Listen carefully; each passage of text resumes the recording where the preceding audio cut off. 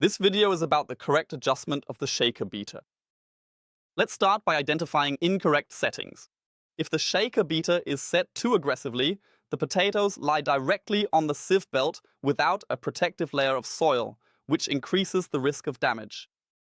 In light conditions, the beater is often not needed. How do you adjust the shaker beater? Go to the sieve belt page on the control terminal. In the lower right corner, you will find the area for adjusting the shaker beater.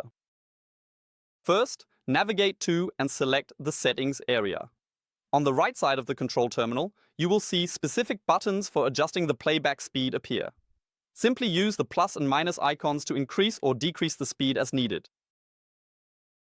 The optimal beater speed is reached when there is a layer of soil between the sieve belt and the potatoes, and some soil is transported all the way to the first separating device. Let's summarize. If the shaker beater is set too aggressively, the potatoes will lie directly on the sieve belt, which can cause damage. On the other hand, if the shaker beater is set too slowly, too much soil will be transported to the separating device, which impairs the machine's performance. A sufficient amount of soil should be allowed to reach the separating device to safeguard the potatoes from any potential damage. To do this, you can monitor the product flow using the camera system and adjust the speed to match the harvesting conditions.